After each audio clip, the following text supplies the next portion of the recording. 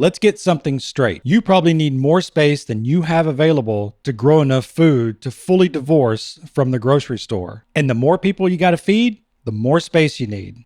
But you can grow enough to decrease the number of trips you need to make to the stupid grocery store. Trips you're probably making by a stupid car. I've been doing this for years with varying levels of success. And I still haven't grown enough to tell shitty-ass grocery store produce to fuck all the way off. But I keep trying. The first challenge I hear from new urban gardeners is, I have no clue how to get started. They don't know shit about systems. They don't know shit about grow lights and nutrients and soil and blah, blah, blah, blah. They pretty much don't know shit about anything, which is understandable because that's where we all start. I'm an engineer with a heavy math background, so designing a functional system came easier to me. But I still struggle because growing indoors is not how nature works. And most people are not engineers. So there is a learning curve. Most people are pampered divas living in luxury apartments who get easily frustrated when things get more difficult than flicking up on a screen with their thumb to see if the next 30-second Insta-Tick video will improve their life and solve all their goddamn problems. Not y'all watching this, of course.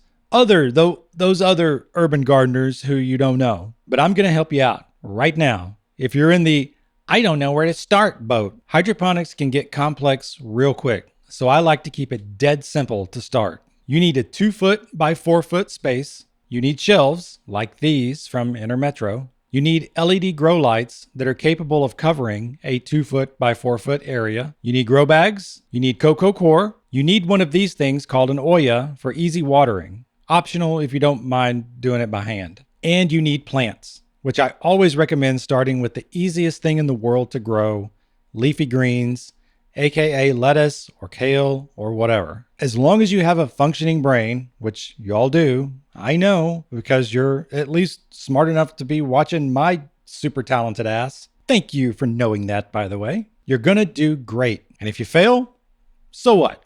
Learn and go again.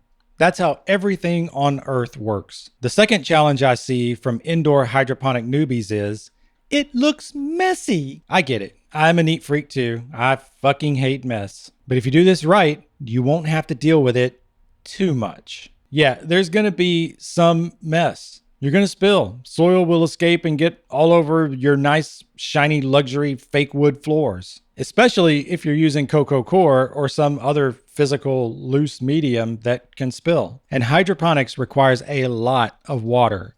So there's always the potential for that leaking out. That's why I recommend the Oya, because it mitigates some of the potential liquid mess. And you can get one of these garden tray things to work with the coco coir on a patio or balcony if you have one. And if you don't have a patio or balcony, then stay tuned to another video where I'll address that. And look, I also get that this is a lot of work just to grow a small percentage of your veggies. But trust me, once you get the hang of it and you get your system down, then it's a breeze. And I can almost guarantee that your mental health will improve. Just having green nature nearby that you can eat. It's called science, bitches. The third challenge I hear is, it's too expensive. OMG, it's expensive. Well, no shit.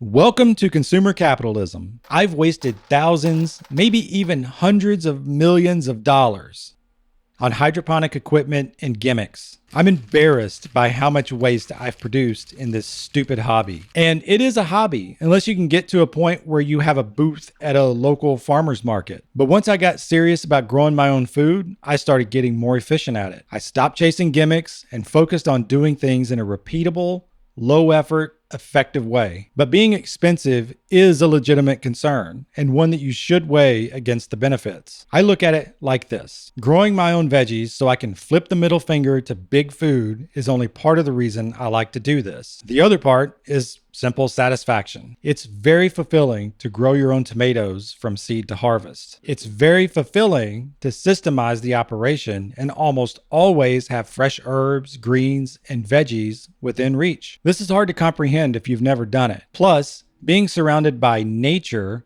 boosts your mental health, like I mentioned before, which I think is something we need a heavy dose of in this modern dystopia we seem to be working so hard to construct. So yeah, there is an expense to it, but is it worth it? I think so, but you'll have to decide for yourself. Thanks for watching.